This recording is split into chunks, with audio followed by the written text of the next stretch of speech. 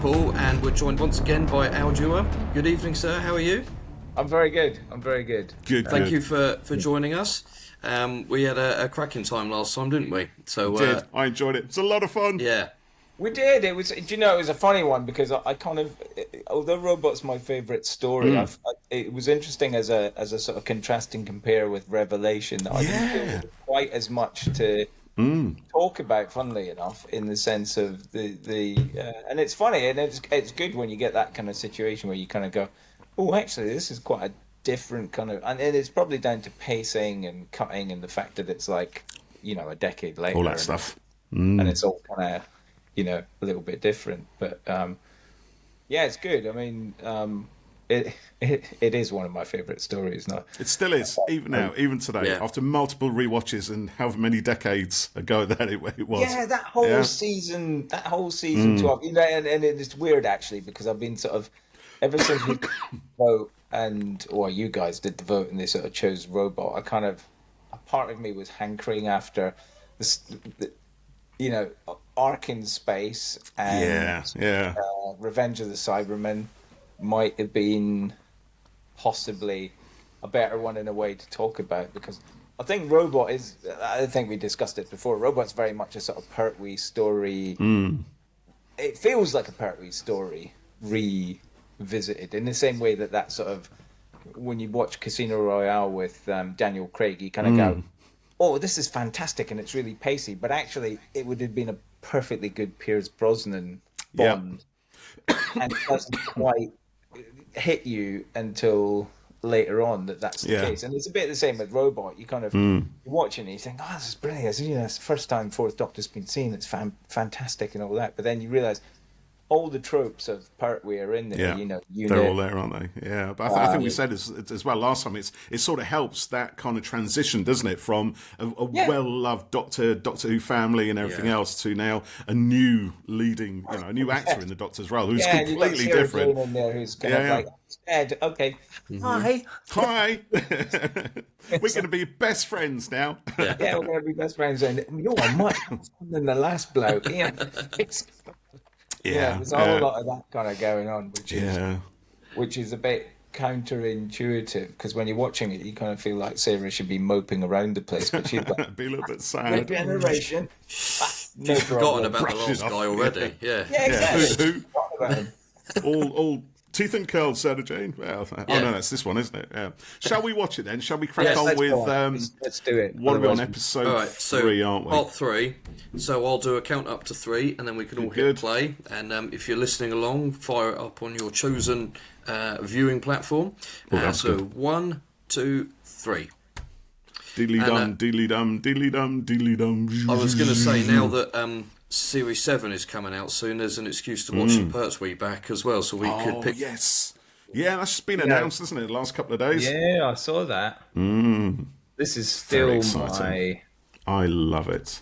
This is still my favourite intro, weirdly, with the exception of the very last, the sort of last season of Pertwee, with the sort of red, I think, is very good. Oh, here we are. So this is the reprise from the the reprise from the end of part 2, isn't it? Where the Doctor is walking into Kettlewell's laboratory. Let's see it and go to Kettlewell. We watched The Visitation this week, didn't we, Paul? We did. That was a lot of fun. Oh, that was up. Yeah, it's a good one. I really like that. But I do like the Fifth Doctor's title sequence of the little rainbow flares that you get in it. Oh, that prompted a 10-minute discussion all about lens flare, didn't it? Yeah. I like a bit of lens flare. And, the Visitation is one of those. It's actually really well done. The pteroleptals are excellent. Yeah, they look really we were talking about them. I really like the android in that. That's one that if people always say, well, what figure would you make? And I'm like, that android in The Visitation is just beautiful. Yeah. Really amazing. Gorgeous. Oh, and that reminds me, we had an idea, didn't we, for a figure that Al did. could do. You said, I'm going to mention that to Al. Yeah, it was build your own Doctor. and it's a range where you get different body parts. So you can put 5's head on 6's body. You can have 12's arm, 10's other arm. Oh, mate, the hours of endless fun you could have with that. Do you know what the BBC would do with that? It would not be. It would not be happy. But weirdly, it doesn't actually. Do you know, it's weird because as you build action figures and as time evolves, they all change the way they join together. So the theory of a sort of, I think if they all had been created the same way, that would have been perfectly feasible. But yes, you'd be surprised how horrific it would be. Yeah, particularly with the new Gen 3 arms and all of that. Yeah, not compatible with previous models. That would have totally killed the Doctor. I was just going to say that. Yeah, exactly. He thinks he's incapacitated it by throwing his hat and over its eyes, but no, this robot's far too cunning for that kind of chicanery. Thank you very much. It's like, no. Here comes Sarah Jane to the rescue, looking very hip and trendy for she's sort of mid-70s gal about town. Oh, she's lovely. She's got a bandana on her head. Oh, meanwhile, the robot is still stomping around. Don't stand on the Doctor's head. No, it's just giving him a little nudge there to wake him up. Giving him a little poke there. Is he all right? Actually, this is a bit of a caring robot, isn't it? I think this is where we start to see that actually it's not all. Yeah, this is where we start to see that conflict of he's saying I have to kill him, and she's saying, but you mustn't, and it's that Frankenstein moment, isn't it? That's what I was just thinking when the girl comes in and it stops him in his tracks there. Oh, he feels pain. Yeah. He feels pain. The idea of a robot with feelings now, this is quite complex morally. And it's been shot at. I just love that robot outfit. I know people take the piss out of it and the fact that it's a bit ungainly and when he walks down the steps.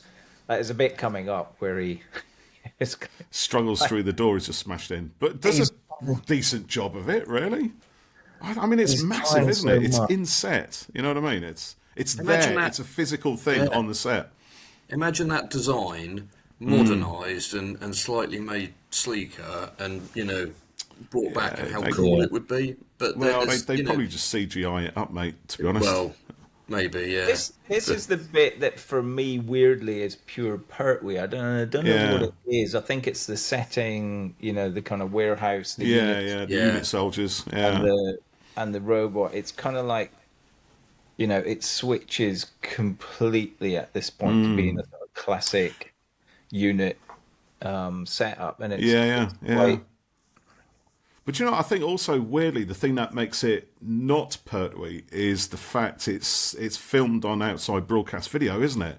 So it has that crisper, cleaner look than the location shots that Pertwee used to have, which were all on film and have that sort of dirty, grainy feel, which I really love, by the way. I love that. I think it actually gives him a bit more credibility than the sort of ultra pin-sharp video exteriors, but that does give it a kind of different feel, I think.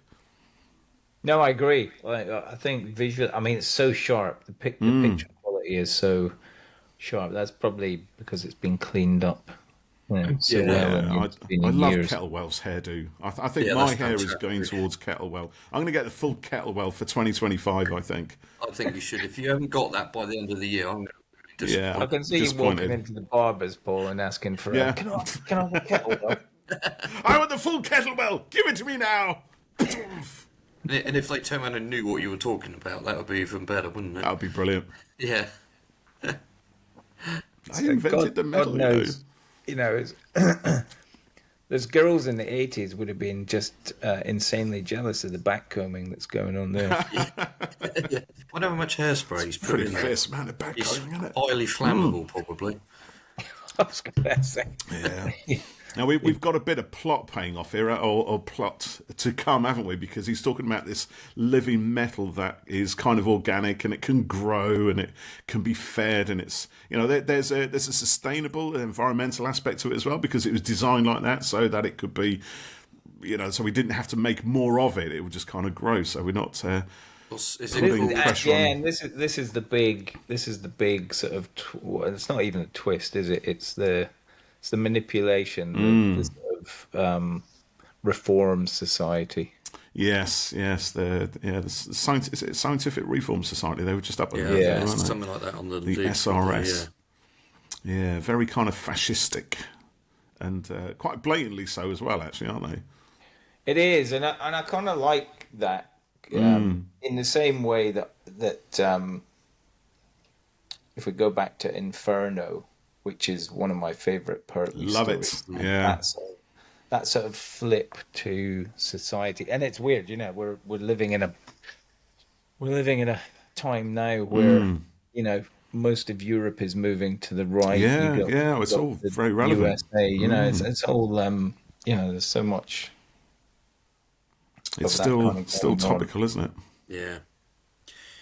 We asked people what their favourite Series 7 story was this week, didn't we? There was a lot of love. What was the result?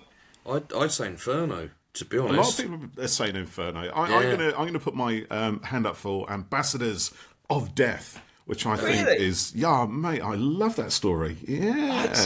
I like some of it. Don't get me wrong. I love Inferno, but Ambassadors I think is massively underrated. That's interesting because I like Inferno. Sorry, I like Ambassadors. Yeah. And I like some of the iconography that's in it, but I find it a dreary ass story. Really? Mate. Whereas Inferno, by all rights, should be boring as because but isn't it? Yeah. But actually it bubbles along at such a pace, and there's that counterpoint of every person having a sort of, with some bad wigs and dreadful makeup thrown in there as well. But that sort of counterpoint of everybody having a sort of alter ego, there's times in that story where you just think, God, he isn't going to get back, and it's kind of like, they're going to be stuck here in this, place, and that whole thing of, we've gone past the point where it's fixable, and that's a horrific. That's terrifying, isn't it? Yeah, John, I remember my first experience with Inferno was actually reading the novelisation when it came out. I had no idea that story even existed, and it suddenly appeared in W.H. Smith's as a new Target title some point in the 80s, and I read it, and it was one of those that took me a little while to understand which Doctor it was. I think, well, maybe only a couple of pages or whatever, but that moment where right at the end of the parallel Earth, when all the volcanoes start kicking off and the planet, the crust is splitting, and the Doctor's watching it all in my head, that was extraordinary. I thought, my God, what must this have looked like on TV? Do you know what I mean? I thought, this is just a Doctor Who story as apocalyptic as this, and everybody dies at that point. You know what I mean? It's quite something. It is. It's that classic, it's back to what we were talking about, Revelation. It's that classic thing of literally nobody walks away from it. It's kind of, and that kind of acceptance towards the end of the sort of anti-Earth, that parallel universe where, they basically go, we're kind of screwed, but we'll actually help you get back. Yeah. And then it kind of acts as a warning for what will happen in our universe, doesn't it? The Doctor's seen it, so now we know as much as he does what will happen if this thing goes to its conclusion. So it raises the stakes massively. I think it's a wonderful story, Inferno, I have to say, but I am still going to put my hand in for Ambassadors of Death because I still love it. Yeah, no, I'm sorry. I shouldn't have been so. I wasn't trying to be cutting. That's all right. I understand. This is my favourite story. I think it's just because it's one of those. Look at this. They've even got. In fairness, we should be watching this, I suppose. But there's some subtle iconography in there, isn't there? There's the almost Nazi uniforms. There's the yellow insignia that, with a little bit of tweaking, could be around. Yeah. Now she's doing her Nuremberg address right now, isn't she? Right. Yeah. Yeah, it's very, and it's and then you only have to go literally a couple of stories forward when we're into Genesis of the Daleks, and suddenly Nazi Germany, and it really is the SS. Yeah, even less subtle there, isn't it? The New Order. I was going to say I really like Spearhead from Space, and we were just talking there about the picture quality on stuff, and I wanted to just mention a comment that we had on Facebook this week. from Craig Collier, and he said Spearhead already looks great, and he wondered if there'd be any more improvements or added stuff to the story. And I suspect that that's probably as good as it'll ever look, what they did for the Blu-ray before. Well, they had the masters for it, didn't they? So they were able to take the Blu-ray print directly from the master. Yeah, because it was the only one shot entirely on film, wasn't it? I think that's a very interesting point. I think we're at an age. It was interesting this week. I was doing some stuff for, weirdly not related to work, but I was using Photoshop AI, and it has this thing called the remove tool and the sharpen tool and a whole lot of other stuff. And it's weird. We are at that point, I think, where people like the restoration team, which have done fantastic work, and they went back and they wrote all these algorithms and stuff to kind of just basically change the way that those old videotapes and stuff are interpreted.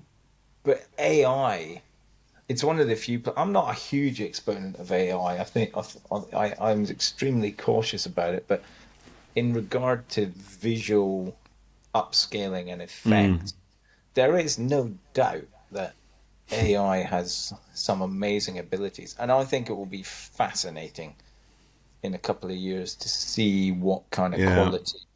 I think it's I totally agree. I think it's a tool, isn't it? It's totally. It's only as good as the hand that wields it, I think. And there's, I mean, I've seen some stuff coming out which has been produced by AI, and most of it is just the typical kind of 6-fingered hands and extra limbs and weird noses and eyes and that sort of stuff. But in the hands of somebody who can actually write those scripts properly and get the source image files and everything else, some of the creations that are coming out are extraordinary. They're really, really good. And this is an interesting thing that's going on here in this scene, because it's interesting because Kettlewell is very much an environmentalist, or at least that's the way he's portrayed, and the whole and even the whole Reform Society is portrayed a little bit, and I suppose it happened in the Pertwee era. But what's fascinating is, unlike most Pertwee stories where the people that care about the environment are the good guys. They're the bad guys in this. These people that are pushing for change and care for the planet, albeit they're doing it in the wrong way. But if you take it in the historical and social context of the era, where people didn't care as much about the planet, I think it's interesting that they're being painted very black in this Well, they're almost scene. They're almost like terrorists. Well, I think they probably are terrorists, aren't they? They've been stealing the components for a big mega weapon. They've got a robot, very powerful robot, to do their bidding, and they seem to have. But it's those Nazi overtones again. Exactly. And for a generation that were not, at that point, certainly my parents were sort of post-war babies, and they would have been watching this and kind of. I'd be interested to know what their interpretation would be. Yeah, I think that's a good point. And I think Kettlewell's been kind of not corrupted. What's the word? He's been used, isn't he? He's kind of been diverted from the path he thought he was on. purely for the aims of these, this right-wing group that want to have some power for themselves. So it's an interesting. It's an interesting discourse on the relationship between the kind of extreme left and extreme right. How one is able to kind of pull on the ideals of the other to further their own cause, perhaps. If you watch Tom Baker in this scene, again, it's that you can see he's kind of detached from what's going on. Whereas, again, previously with Pertwee, you would have had him sort of, Brigadier, blah, blah, blah, blah, blah. Tom Baker is actually literally saying nothing, but you're watching him constantly, and you're kind of seeing his brain thinking, and you're watching the Brigadier do his thing with his men, but you're thinking, what the hell is the Doctor planning? And I think it's the counterpoint to the John Pertwee thing, and I think it's why when I saw this story, it really resonated. It's gone with me all through my life. Seeing this guy kind of just command the screen. I just You're approaching one of the most heinous. Is this the one? Is it? Is this where it comes in? Do you mean the tank? I mean the tank, yeah. Is that in this one, or is it in the next? This is actually also one of the. Again, it's a very classic Pertwee moment, taking out the Sonic, and as we'll see, I think he does something with it that, Everybody out the jeeps. I just wanted to point out it's far less intellectual than what you guys were just talking about, but in that scene back in the village hall, there was a shot of Kettlewell and he was out of focus, and it wrapped back in on him, and I like that you can tell that it's all shot live when you see stuff like that, little mistakes, Yeah, I love it. Slip through. I love that. There's a bit in Indiana Jones and the Last Crusade where they're in the car going through Iskendron, and the camera loses focus for a minute and then pulls back very sharply, and they've never been able to correct it, but it's a very obvious kind of error, but like you say, it just kind of reinforces the fact that they were doing it. And it's part of the texture of the thing now, they're isn't in front it? of a 20 millimeter. Like, if you look at where that it just dropped down. Yeah, they should be mown down by now. Yeah, but look at where that gun barrel is at the top. There's no way a human could actually even be up there in that little slot. So is it a robotic defense, or could be a robot gun? Yeah. I think I told you about this, Paul, and you may have seen this online as well, Al. But when the Abyss came back out recently, because it had been kind of gone for. Oh, it's a great film. It's a great film, but people hadn't really seen it for 20 years, and then this bit was spotted where Ed Harris and Mary Elizabeth Mastrantonio are in the submarine thing, and it's starting to flood, and a little blue cloth comes in and wipes the camera lens and gets the water off. And it's when it was last sort of widely available, the internet wasn't what it is now, and if you'd ever noticed it, you couldn't really tell anyone. You didn't have a copy of it, so this went around, like just this little cloth, and they left it in because it was obviously the best take of that scene. It's brilliant. But again, that's an example where probably in a couple of years AI will be able to delete that, and you would never even But you can't delete those things now because they're part of the character of the film, aren't they? That's so if you it. Took them out, Yeah. like, no, don't to do start that. removing things like that, I think is a shame. You start doing a George Lucas, tampering with this, that, and the other till it changes its character. Do you see how the Doctor in this is so detached from it? Pertwee would never have sat around just brooding silently. No, agreed. Yeah, letting things play out in their own way. Yeah, to exactly. A degree. Exactly. Yeah, well, the Doctor was on the Kettlewell in this, wasn't he, as well? Because he said that thing earlier. You sent Sarah to Kettlewell's, you bunch of idiots, kind of thing. Like, he knew what Kettlewell's allegiances were way before anybody else, but didn't tell anyone because why would he? That's the thing. So again, letting things play out. That's always been the thing I loved. And look, the top of the sonic screwdriver is missing. Oh yes, so it is. Beep, beep, beep, beep, beep, beep, beep. The Doctor is always and always should be the smartest person in the room. Yeah. Be they male, female, whatever. It just, Terrence Dix has got this, hasn't he? He knows the Doctor inside out, and it's good to see him actually writing for the show again, I guess. Steps ahead of everyone else. He's always letting them try their thing, isn't he? Before he kind of saunters in, shows them how to do it, and and that's what I love about Tom. Tom Baker's Doctor is always just like my plan. One of his classic lines that doesn't get quoted much is like, "I like my plan better," and I'm paraphrasing, but he said, "I like my plan better," and they say, "Well, what's your plan?" He says, "I don't know. I haven't thought about it." It's like and that really is the Fourth Doctor. It's kind of like, whatever I come up with is going to be better than what you've got. Yeah, just winging it completely. They're going to have to use the destructor codes. It looks a little. Codes they broke into a little safe with. Disintegrator gun. These guys are well on it, aren't they? They're a bit They've even like got the 300, a countdown ready to go behind them. Love that. I know, you never know. Minutes, is it? It's just like 300. Just 300, yeah. That's an arbitrary number, surely. Isn't it? Where did you get that from? internal debates about how many hundreds. And also, this is the codes for all the other nukes in all the other countries. So it's like nobody's kind of phoning them up going, what the hell's going on? Guys, what have you done? Yeah, it's all fine. Well, look, don't worry about it. A disintegrator gun designed specifically for the robot. That's amazing. Look at that. Was the disintegrator gun an attachment for your for the character options? Yes. Was it? It was. And I specifically, there was no way that robot was going out without a disintegrator gun. And I think I've talked about it before. The one thing, had it not been a build-a-figure originally the first time round, the thing I really wish we'd done with that figure was make the head detachable. Yeah. You said, yeah. And I kind of tried to do something a bit like the Dalek in the Genesis set, where it had the kind of wires and stuff hanging off the back of it. Because I just think that robot's fabulous. It's a brilliant design. I do like it. I mean, that gun's kind of a bit of an angle there. Like, the weight's not quite balanced right, is it? But we look beyond such things.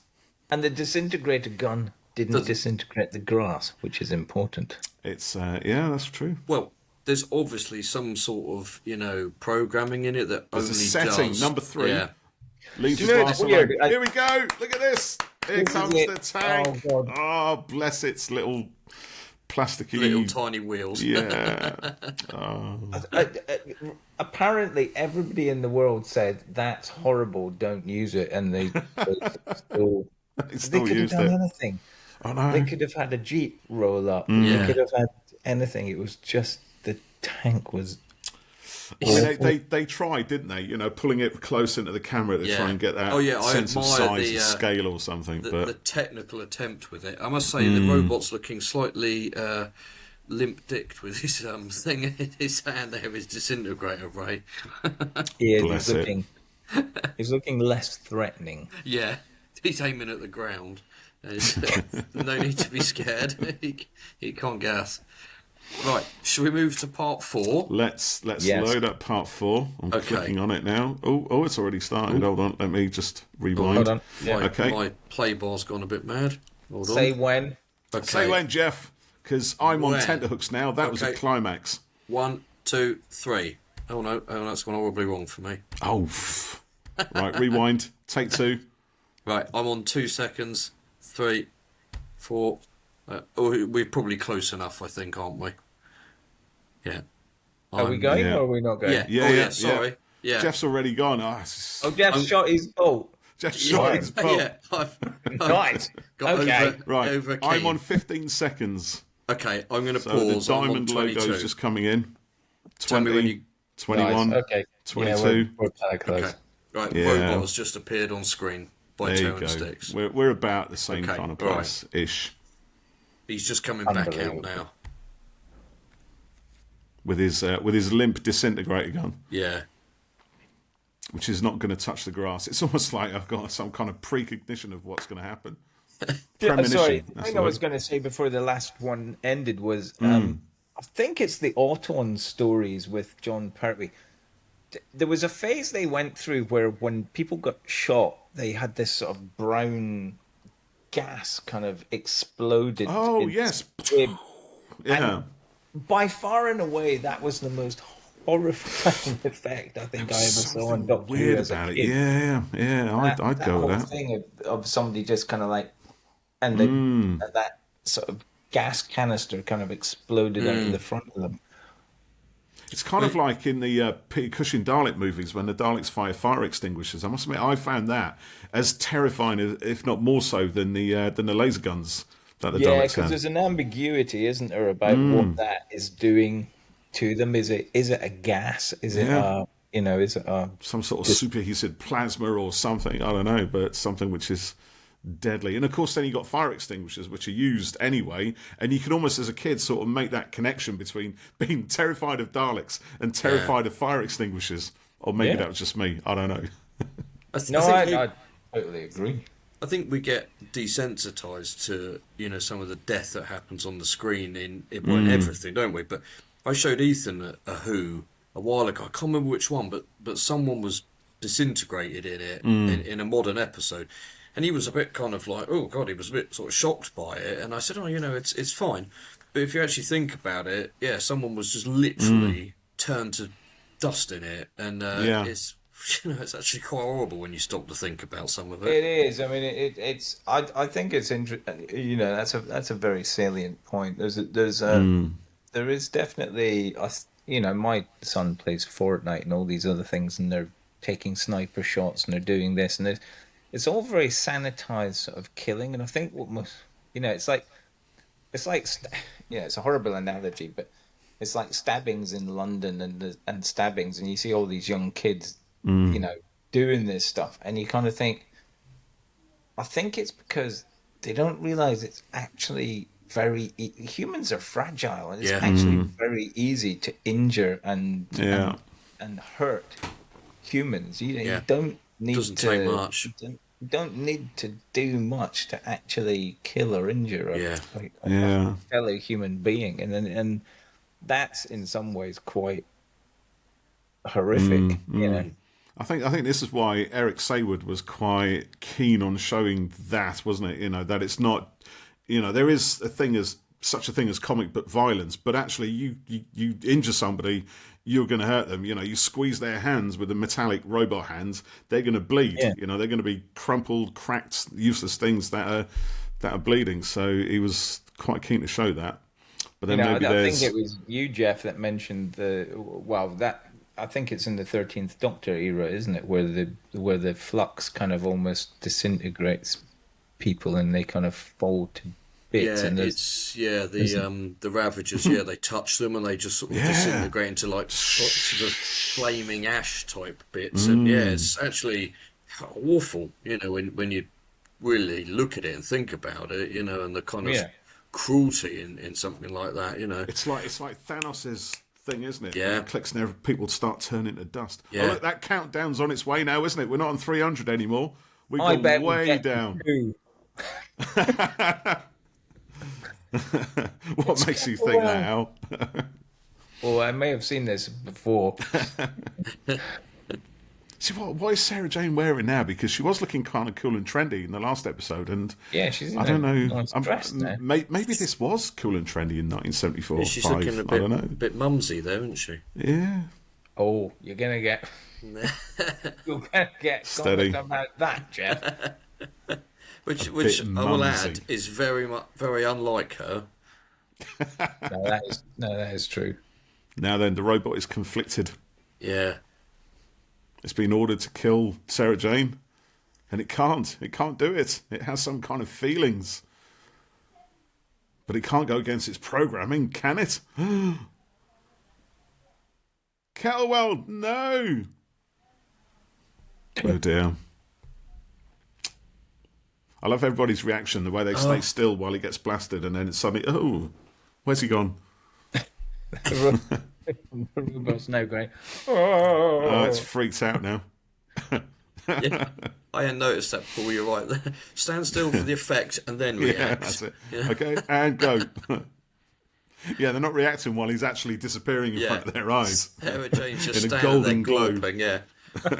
It's just an everyday occurrence for them. Yeah. Oh, he's dead. Oh. Yeah. And act.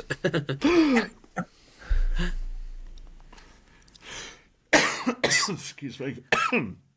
Now Hilda's taking things into her own hands. Sorry, Geoff, go on. It's a tiny little set here, but it's quite good, isn't it?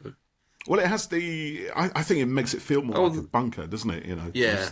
Actually, seeing that angle there, the room is bigger. But Oh, countdown's off again.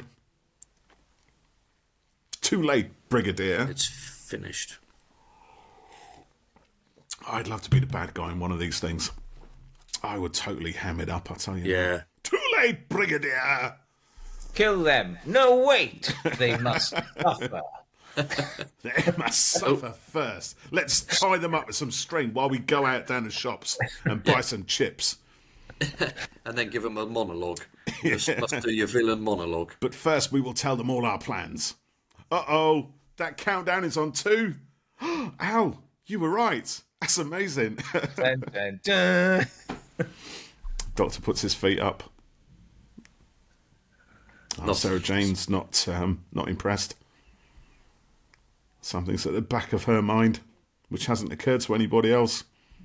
What could it be? The robot. The robot. Oh, which is now moving again. It's got over its meltdown. Literally.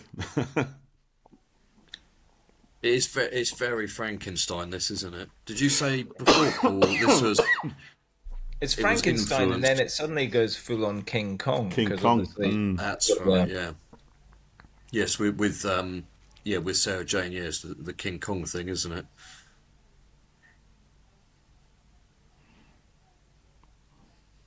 Sarah's gone missing. Yeah. Let's turn to the one person who ever showed it kindness. Yeah. Well, keep looking, Benton. Oh, don't worry, I'll find us out. There she is. I just saw something on Twitter earlier. There's a Radio Times special all about Tom that's just come out this week. Yes. He did a little Christmas message on Facebook, and it was absolutely lovely. I saw a picture of it, but I didn't watch it yet. I'll have to check it out later. He's so amazing. I absolutely love that guy. He's just a national treasure, isn't he? Yeah. He's just a Time Lord. He is just brilliant. He's still sharp, isn't he? Yeah. Is he still recording Big Finish? He's still doing Big Finish recordings. I think he does a Monday every week. Really? My friend Kenny sort of keeps on it, and still does a recording every week. Yeah, I remember they said they've got years worth of stuff to go. So it's funny, we'll be listening to the Fourth Doctor in years to come when he's sadly not with us anymore. But that's brilliant that he's still doing them. Quite right, Brigadier. Absolutely. Just once I'd like to meet an alien menace that wasn't immune to bullets. I like that because there's in the recent series with Kate Lethbridge-Stewart, there was a thing where she's trying to shoot Sutek and his minions, and just nothing's working. And she goes, for heaven's sake, just once it would be nice. Before she gets flitted away into dusty particles. Oh yeah, that was the pre-credits, wasn't it? Yeah, God, that was good. And then it wasn't. I love the way also the Brigadier's got his arms folded, like, well, it's all over now, so just kind of waiting around. He's just waiting to get down the pub really and start having a few jars. Yeah, the robot's not really his problem. It's like, it's all finished now. Surely we've mopped everything up. What's going on? And there's this thing about the robot which he's not buying. But I like this, because this is the fact that main part of the story, in a way, everything that the plot has kind of been building up to is pretty much done. The destructor gun and the SRS and all the rest of it, that's kind of been dealt with. But now we've got this moral conundrum which only just started feeding through at the end of episode 3. That now becomes the main focus of the story, and I think this is great when they do this. We get multifaceted stories. They're not just a simple treatise on one idea. There's multiple strands going through. You know what I mean? And it's not artificial. It feels organic. It comes from the characters, and I love that. What happens to the robot? That's it.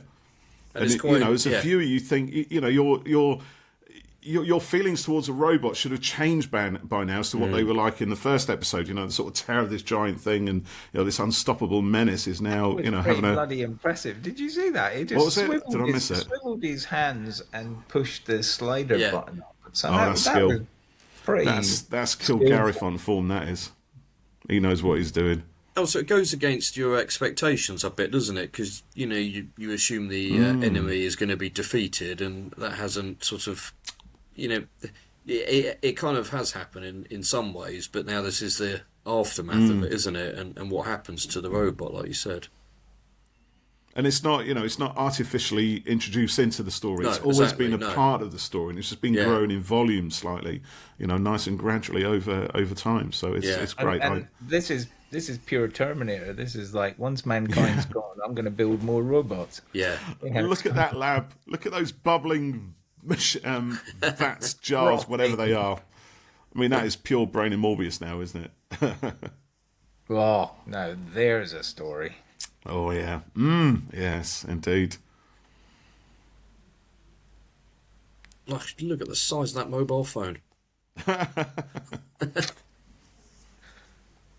I love things like in Ark in Space where the Doctor, sort of gets knocked out and then wakes up and says things like, I could have been saying something important. I was saying something important. It's like that's brilliant. It's such a different energy from Pertwee, isn't it? I know we've said it before, but this must have been something for kids on the day. And you're right, Al. At times he's just kind of standing there observing everything, and then at other times, he's more energetic in a way, but it's often in the voice rather than physically, I think, isn't it? Yeah, I think he was the first Doctor that could be so commanding with his verbal. Not in, like I've always said, it was interesting. We were watching Revelation, and that's what I said. The Sixth Doctor is a wordsmith, and it's absolutely true. But there's very few people, in my opinion, that have inhabited the Doctor's persona that have the gravitas that Tom Baker had when he kind of just walked in a room and said, you've got it wrong, you're an idiot. And people kind of go, who put you in charge? And it's that Captain America moment in Avengers, isn't it? Where basically the Doctor goes, well, there's this, and this. Yeah. And everybody kind of goes, oh, yeah, okay. Yeah, I know the bit you mean when, Cap says to the policeman, didn't he, do this, do that, and then he turns around and goes, we're going to do this, and he just, he's gone from doubting him to going, oh, yeah, this guy knows his stuff. It's that same command of kind of like, Whereas, I think John, as much as I love the Third Doctor, and I do, it's that sort of, he was always that sort of benevolent, friendly uncle, which is weird because that's almost what Tom Baker becomes at the end of his tenure, and certainly in the Big Finish audios, he's sort of become that very friendly, benevolent version of the Fourth Doctor. I've always said the same thing. I really prefer the sort of earlier Fourth Doctor. He's actually a little bit acerbic, a little bit snitty about everything. He's almost kind of like looking down his nose and kind of going, "You guys are idiots." Yeah. Yeah. I think there is an element of that in his final season, but I think it's overshadowed by this kind of moody broodiness that it's this cloud, which I love. I love that about that final season. Yeah, I agree, because Logopoulos and Keeper Traken, that kind of sense. Again, it's back to Revelation. We always keep drawing that same connection, but it's that sense of doom and kind of know that something's coming, but you don't quite know what. Yeah. Now we've got the giant robot, haven't we? That's pretty good. And his wrinkly socks. What socks they wear. Oh, back to that POV shot that we saw in episode 1, isn't it? But now it's much higher up. It's much more elevated. Yeah.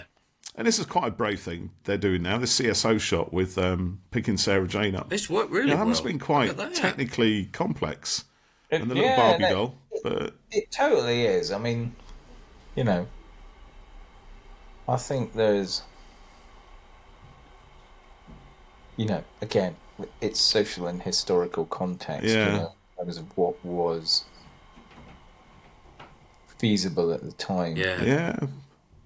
But they've gone for it, haven't this they? This cleaned up version is infinitely better than the transmitted version, but that's all pretty impressive, really, for the time. It's all right, Yeah. I mean, look, you've got a shot of the chimney. She's been effectively green screened in there. She's not even holding that pipe because it's not there. And then you've got the robot enlarged. There's actually quite a bit going on to make those shots work. Yeah. And they managed to more or less keep the scale pretty good as well. Yeah. You know what I mean? He's got an enormous drain pipe. Bazooka. Badoomf. Come on, Bessie. Hand grenades at it. And again, this is very not the Third Doctor. I think I read it somewhere, but the sort of resolution to this of the Doctor basically taking out the robot by killing it with a plastic bucket is yeah. that was a horrible end for a unit. It was, wasn't it? It's like the Star Trek red shirts. He just got picked up and flapped around and dropped. He did. I was like, oh, that one gets squished. Oh, that's not nice. Oh! Oh, watch out for that shed. Oh, too late. Oh, see that? That's blatant vandalism. That is outrageous. But do you know what I mean? Again, there's like shots in here that they didn't have to do, and yet they did them anyway, because why not? You know, it all adds to the sense of adventure and the fun and the scale of it. You know, this is where, so the scale is slightly off on this one. I think the robot's a little bit diminished, but it still works. Just pump your eyes. See, now, do you know what, Geoff? You're right, because you've got soldiers in the foreground, soldiers in the background, and the model shot of not the model shot, but the robot in there as well. There's a lot going on here. Yeah, very inventively done. And now it's massive again. So maybe they have sort of just... he can't control the transformation, can he? Obviously. Well, obviously, it keeps shrinking and growing. Yeah. You know, like most things tend to do. Curiouser and curiouser. Curiouser and curiouser. I'm slightly behind on you guys now. Mine. You are a bit, aren't you? Yes. Yeah, I had to restart the Watch out for the iPlayer. electrical wires. Oh dear. Oh, he's trapped. We don't see Bessie much in the Fourth Doctor's years, do we? I think is this the only story? When Unit went... I mean, that's the thing. I mean, this is essentially, other than the Zygons, this is essentially the last... Yeah, the last of the Unit family. We're very soon off to the Ark in space. Yeah. The Santaran experiment, Genesis of the Daleks. We're back in space. We're off out into space. Yeah. Which I like. All of time, all of space. And so much of Pertwee's time was spent on Earth kind of doing it. Yeah, and Tom does his whole, you're quite my favourite species, bit, but I think there's a big wide universe out there. Yeah, absolutely, yeah. Go and help him, Benton. Yeah, right, sir. Splash. Al, did you ever make a Bessie? Well, controversially, we had one on the plans. We even released some images of it, but it never actually got made. So there were plans to make Bessie. Plans were afoot, yeah. That might be one for the CO crowdfunding lot, but I think there'd probably be a few things in front of that before it got there. So yes, there was. Right. And I think some of the models are out in the wild now. But yes, there were plans for a Bessie. Yeah, but Bessie's really cool. Kind of was, though. Controversial opinion of the week. Which that should be a regular feature for us. That's what I tend to do at work. I go controversial opinion, and they go, "Oh Christ, what is it?" He's off again. But I would have the Whomobile over Bessie any day. Oh, yeah, the Whomobile is pretty cool. I just think Bessie's just a flapped out old roadster. I don't have the nostalgia for Bessie that I do for the Whomobile. The Whomobile, I was like, shit, yeah, that's good. That's kind of a cool thing. I mean, you could even use it as a bath float as well, couldn't you, really? Yes. Hovercraft kind of thing. Yeah. And alas, that's the end of the robot. It has fizzled away to literally nothing. Looking a little bit of pushing the green screen keying to get rid of that there, perhaps. Poor Kettlewell, his great robot's gone. Sarah's upset. Yeah. Until the next scene where she gets offered to go into the TARDIS and the first jelly baby. Yeah. Yeah, and she's refused it. She's that upset. She'll go for it eventually, but it'll be a strawberry one.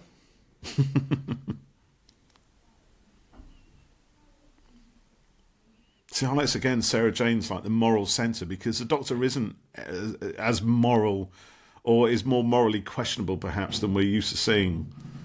It is, but again, this is a very Third Doctor thing, isn't it? It's that sort of like at the end of the Disney film, it's like, oh, well, he did this and he did that, and then now we know what that was, and then boom, end. And this is again a very sort of, you would get the Third Doctor going, oh yes, Joe, that was absolutely terrible, That's very good. Something great will come from it, and then they'll go off and do something else, and it is kind of that end of an era thing, which I think is quite, cool. Here's a quote. Look at this quote. There's no point in being grown up if you can't be childish sometimes. Can you imagine the third Doctor? The third Doctor being childish. I mean, he was actually. The third Doctor was very childish sometimes, but would never admit to being so. Yeah, the third Doctor was stubborn and definitely sort of not pedantic. That's not sort the of right recalcitrant, word. wasn't he? Kind yes, that's it. That's the word. Multiple syllables in that word.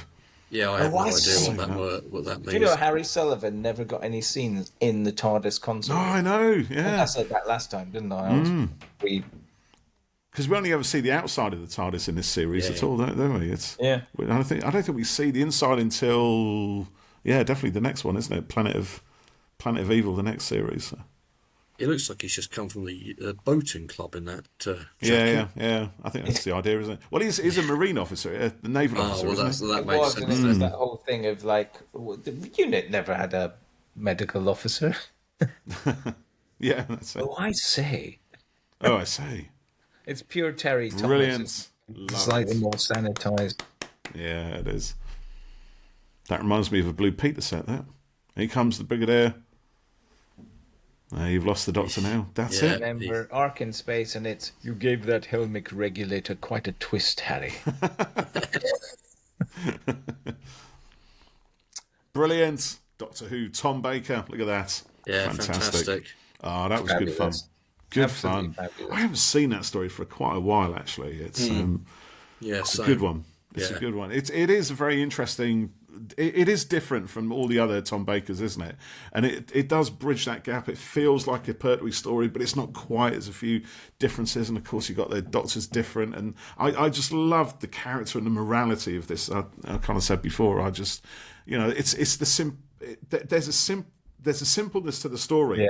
But it's actually quite complex. There's a lot of things going on in there, but it's told in such a straightforward, easy to understand. Just this is what it is, and you got a great adventure going through it as well. And it's that counterpoint. I think it's why I didn't take to the Fifth Doctor quite so well, having had a Doctor that was quite so sort of definite about what he was doing and sort of self-assured, to then suddenly go to a Doctor that really wasn't, and was always questioning his own kind of abilities was it's quite tricky.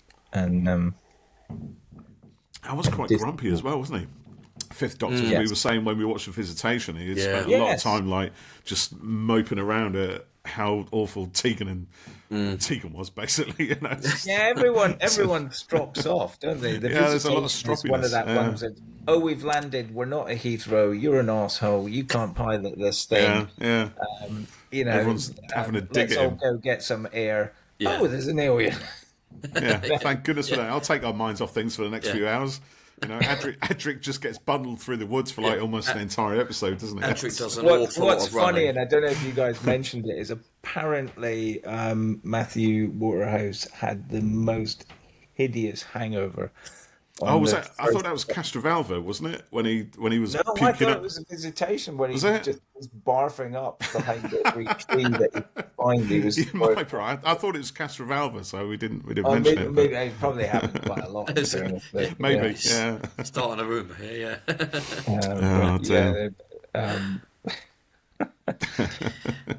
Well, fun and games. What should we do for another commentary? If you'd like to come back, Al, we'd very much like that. I would love to come back, but I think leave it open to the listeners. I know I'm much more drawn to the classic series, but like I say, it's funny having.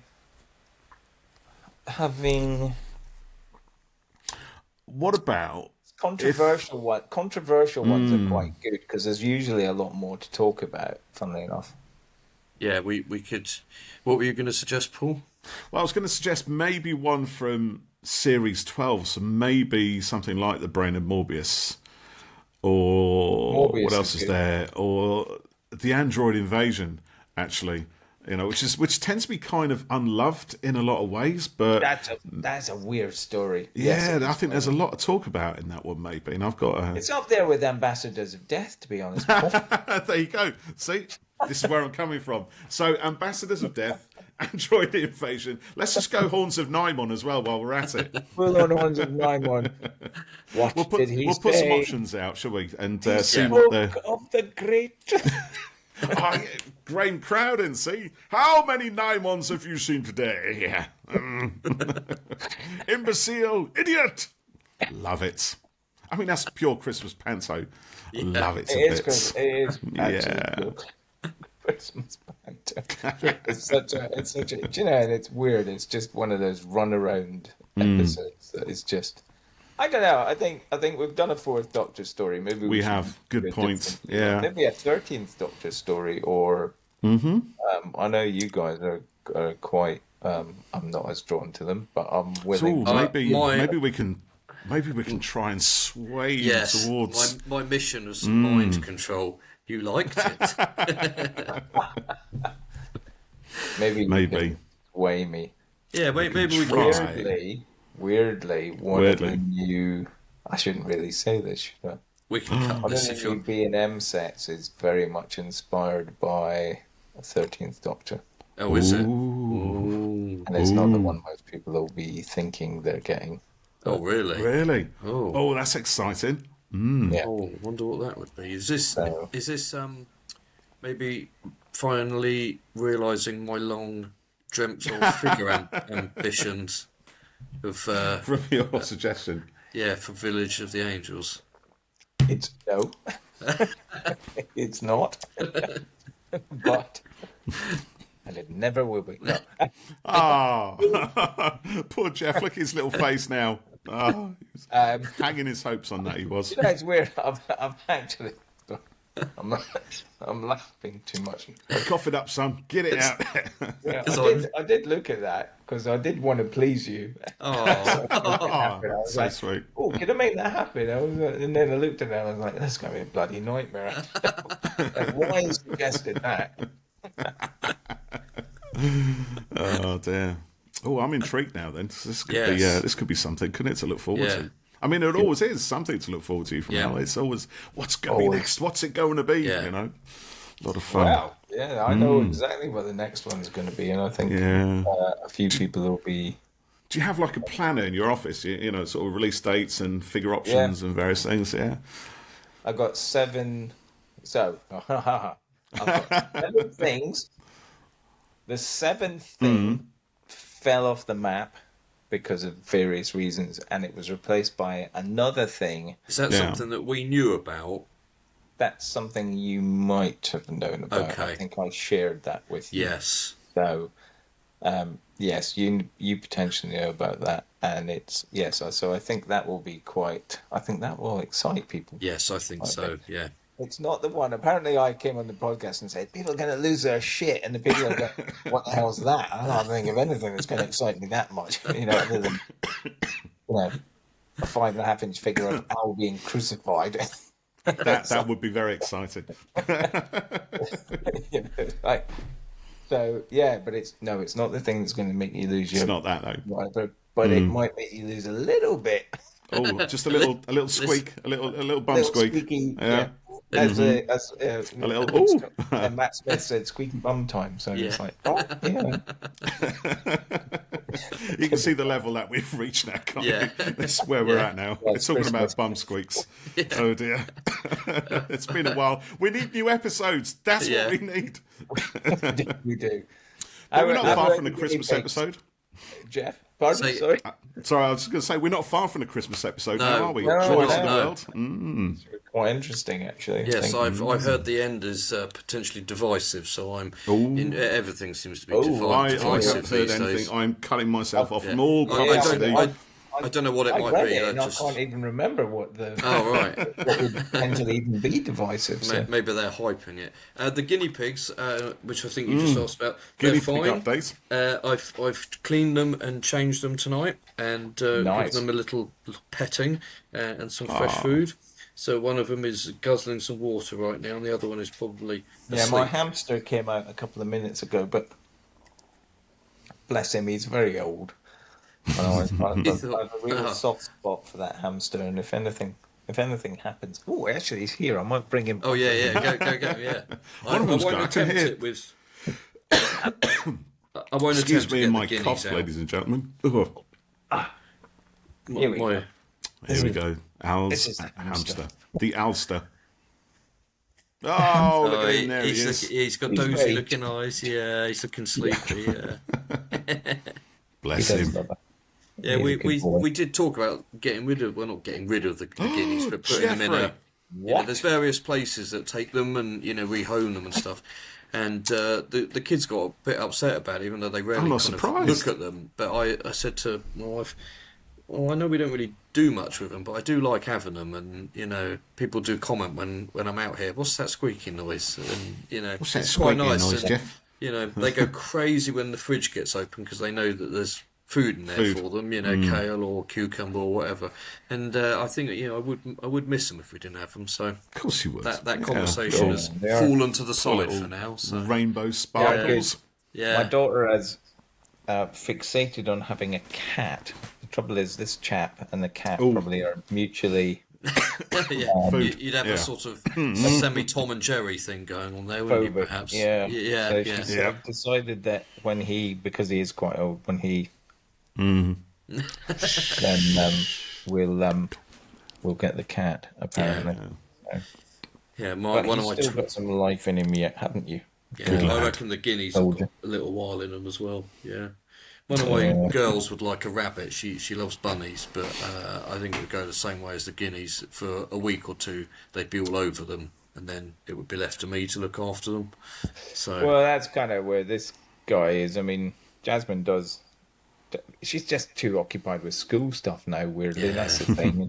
So he doesn't trundle out until this time of night. He's literally just got up. He's got some She's attention in there. bed most of the time, or I see him in the morning, and she doesn't have time to see him. So yeah, it's a little bit unfortunate that he's kind of, just by dint of when he sleeps and when he's up and about, he kind of misses out on seeing her, and she misses out on seeing him. So, whereas the cat, having had one before, I know would be very interested. Invested. they're Yeah. always Yeah. out.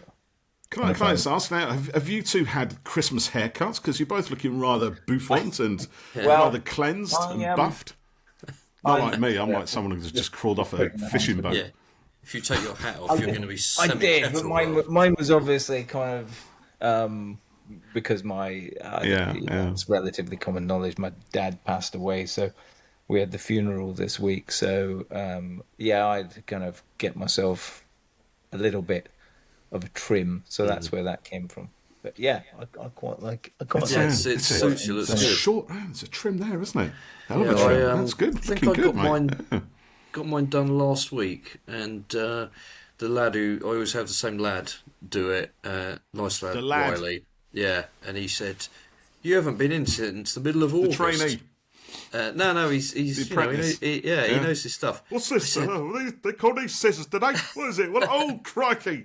Don't worry, we'll mop that up. It'll be fine. I'll give you $5 off the price. We'll put it in a bag of ice.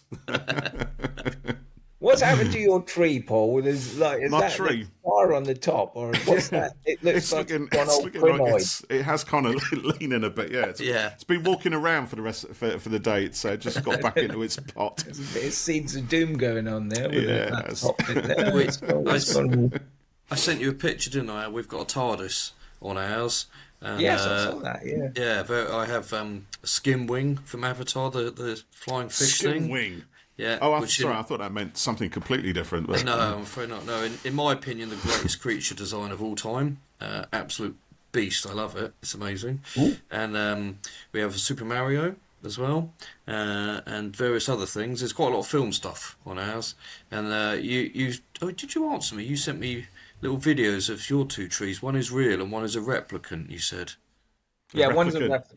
One is pretending to be a tree. So we always have one tree that's real and the other one's a replicant, which obviously feeds into my Blade Runner-ness. Yes, Like one is pretending to be a tree, but is not really. like this one. This one is a replicant. The one in the main Yes. room is a real one. You got two. You guys have got two trees each.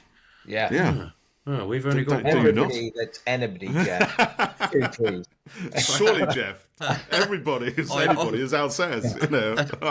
You mean you only make do with one? It's like a Time Lord, 2 hearts, one fast, one casual. There you go. Well, Ethan's got a little one in his room, so that counts. So you have that counts. Yeah, it's two and a bit, but that's fine. It's fair. Yeah, there you go. That's right. That's unique. Well, on which note, shall we wish our listeners a very happy Christmas and a New Year and all of that sort of stuff? We may well carry on chatting completely, and I can I just say I've loved joining you guys on these little jaunts.